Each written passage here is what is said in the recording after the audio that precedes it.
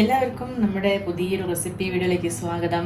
ഇന്ന് മാങ്ങ വെച്ചുള്ള നല്ലൊരു ഐസ്ക്രീമിൻ്റെ റെസിപ്പിയാണ് ചെയ്യാൻ പോകുന്നത്. ഇതിന് വേണ്ടത് നല്ല പൊടിപ്പുള്ള മാങ്ങ പറയില്ലേ, നാരില്ലാത്ത നല്ല ഫ്രഷ് ഉള്ള മാങ്ങ. ഏതായാലും അധികം പുളിയില്ലാത്താണെങ്കിൽ ഏറ്റവും നല്ലത്, അതാണ് ഏറ്റവും നല്ലത്. ഇനിയിപ്പം പുളിയുള്ളതാണെങ്കിൽ നമുക്കതനുസരിച്ച് മധുരം കൂട്ടേണ്ടി വരും. പിന്നെ ഇനിയിപ്പം നാരുള്ളതാണ് കിട്ടുന്നതെങ്കിൽ നന്നായിട്ട് അരിച്ചിട്ട് നമ്മൾ നന്നായിട്ട് മിക്സിയിലിട്ട് അടിക്കല്ലോ, അതിനുശേഷം നന്നായിട്ട് അരിച്ചിട്ട് വേണം നമുക്ക് ഇതിനകത്തേക്ക് ചേർത്ത് കൊടുക്കാൻ. അപ്പോൾ അതേ ഞാൻ ഒരു മാങ്ങ അതേപോലെ കട്ട് ചെയ്തിട്ടുണ്ട്. ഇത് നമുക്ക് നന്നായിട്ട് പേസ്റ്റ് ആക്കിയിട്ട് ഇതിനൊന്ന് അരച്ചെടുക്കണം. വെള്ളമൊന്നും ചേർക്കാതെ അരച്ചെടുക്കണം. പിന്നുള്ളത് മാങ്ങയുടെ മധുരം നോക്കുക, മധുരം കുറവാണെങ്കിൽ പഞ്ചസാര ചേർക്കണതനുസരിച്ച്. അപ്പോൾ അതേ കണ്ടില്ലേ, മാങ്ങ നന്നായിട്ട് അരച്ച് കൊണ്ടുപോയിട്ടുണ്ട്. നല്ല പേസ്റ്റ് പരുവായിട്ടുണ്ട്. നമുക്ക് അരിക്കേണ്ട ആവശ്യമൊന്നുമില്ല, ഇത് നാരില്ലാത്ത മാങ്ങയാണ്, അതുകൊണ്ട് അരിച്ചിട്ടില്ല. നല്ല പഴുപ്പായിട്ട് കിട്ടിയിട്ടുണ്ട്. നമുക്കിത് അളന്നെടുക്കണം. ഒരു കപ്പ് മാങ്ങയുടെ പഴുപ്പെടുക്കാം. രണ്ടാമത്തെ കപ്പ്, ഒരു 1/4 കപ്പ് ഉണ്ടായിരിക്കും. അപ്പോൾ നമുക്ക് മിക്സ് ചെയ്യുന്നത് ലാസ്റ്റ് ആവശ്യമുണ്ട്, ഇത് മാറ്റി വെക്കാം. ഇനി ഇതാണ് ഫ്രഷ് ക്രീം.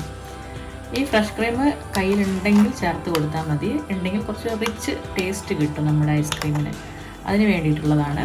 പിന്നെ ഇതില്ല എങ്കിൽ നിങ്ങൾ പാൽപ്പൊടി ഉണ്ടല്ലോ, പാൽപ്പൊടി ഒരു 1/2 കപ്പ് പാൽപ്പൊടി മിക്സ് ചെയ്താണ് ചെറിയ ഒരു 2-3 സ്പൂൺ വെള്ളത്തിൽ മിക്സ് ചെയ്തതിന് ശേഷം ഇതിലേക്ക് ഈ ഒരു പഴത്തിലേക്ക് ചേർത്ത് കൊടുക്കുക. അപ്പോൾ ഞാനിതൊരു 5 ടീസ്പൂൺ ചേർക്കുന്നുണ്ട്. ഇത് ഒരുപാടൊന്നും വേണ്ട, നമുക്ക് മാങ്ങയുടെ ടേസ്റ്റാണ് മുന്നിക്ക് വേണ്ടത്. അതിന് വേണ്ടത് കണ്ടൻസ്ഡ് മിൽക്കാണ്. ഇതിൻ്റെ അളവും ഒരുപാട് കൂടാൻ പാടില്ല, കാരണം ഈ ഒരു മിൽക്ക് മെയ്ഡിൻ്റെ ടേസ്റ്റാണ് നമുക്ക് മുന്നിക്ക് നിൽക്കുക ഈ ഐസ്ക്രീം കഴിക്കുമ്പോൾ. അപ്പം അത് പാടില്ല. അതുകൊണ്ടാണ് നമ്മൾ മധുരം മാങ്ങയ്ക്ക് കുറവാണെങ്കിൽ അതിൻ്റെ കൂടെ പഞ്ചസാര ഇട്ടടിക്കണം എന്ന് പറയുന്നത്.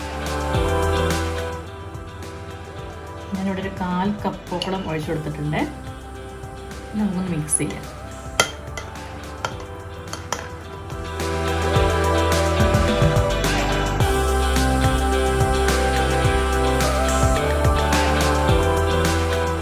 നന്നായിട്ട് മിക്സ് ആയിട്ടുണ്ട്. ഇതിൻ്റെ ടേസ്റ്റ് നോക്കാം നമുക്ക് എങ്ങനെ ഉണ്ടെന്ന്. കുറച്ചുകൂടെ മിൽക്ക് മെയ്ഡ് ഒഴിച്ചു കൊടുക്കണ്ടേ.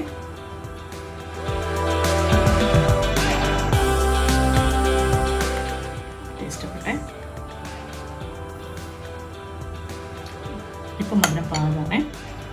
ഇനി ഞാനിതിലേക്ക് വാനില എസൻസ് അമർച്ചെടുക്കുന്നത്. 1 ടീസ്പൂൺ മാംഗോ മിക്സാണിത്. ഇത് വളരെ കുറഞ്ഞ അളവിൽ ചേർത്ത് കൊടുക്കുന്നുണ്ട്. ചെറിയൊരു കളറും കിട്ടും, പിന്നെ നമുക്ക് ഇതിനൊരു ചെറിയൊരു സ്മെല്ലും വരും.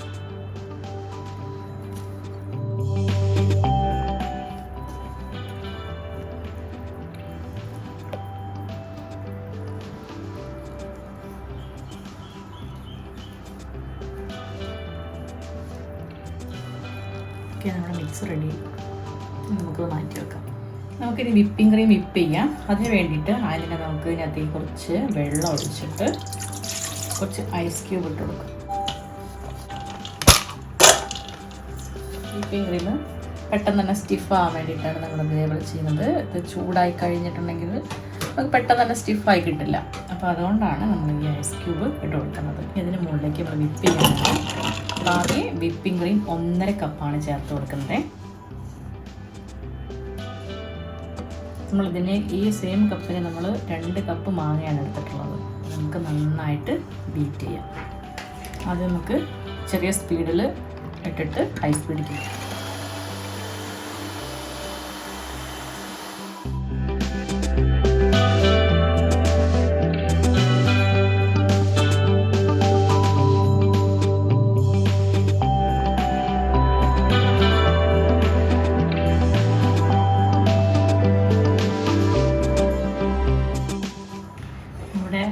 വിപ്പിംഗ് ക്രീം ഇതേ ഈ ഒരു ഭാഗത്തിന് കിട്ടിയാൽ മതി, ഒരുപാടൊന്നും സ്റ്റിഫ് ആവേണ്ട, ഈ ഒരു ഭാഗം മതി.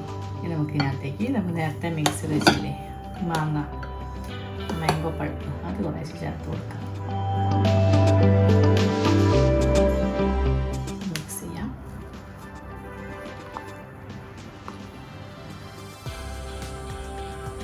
കുറേശ്ശെ കുറേശ്ശെ ചേർത്ത് മിക്സ് ആക്കാം.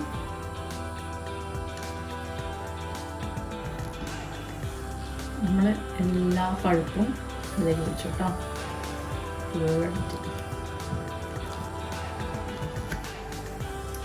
അപ്പം നമ്മുടെ മാംഗോ ഐസ്ക്രീമിൻ്റെ ബാറ്റർ റെഡി ആയിട്ടുണ്ട്.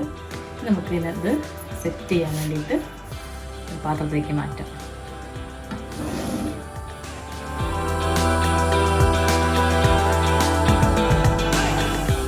അതെ, നമുക്കിനകത്ത് കുറച്ച് പഴുപ്പ് ഒഴിച്ചു.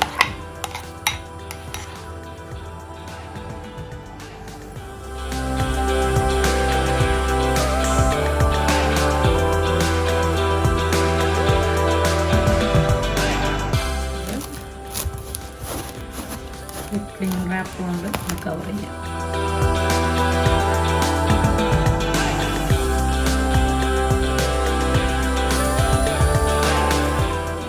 ഇത് ഫ്രീസറിലേക്ക് വെച്ച് കൊടുക്കാം. അപ്പം നമ്മുടെ മാംഗോ ഐസ്ക്രീം ഇതേ നല്ല സെറ്റായിട്ട് വന്നിട്ടുണ്ട്. അപ്പോൾ തുറന്ന് നോക്കാം.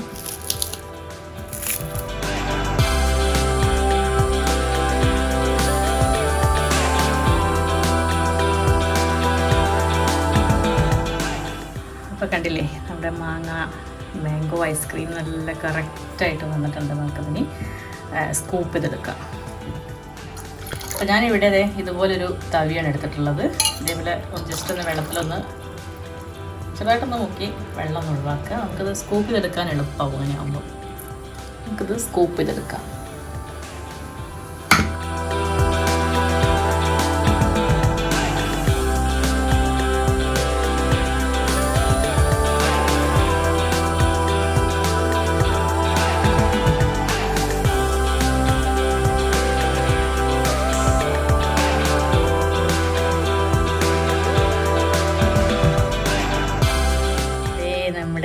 സൂപ്പർ ടേസ്റ്റി ആയിട്ടുള്ള ഐസ്ക്രീം റെഡി ആയിട്ടുണ്ട്.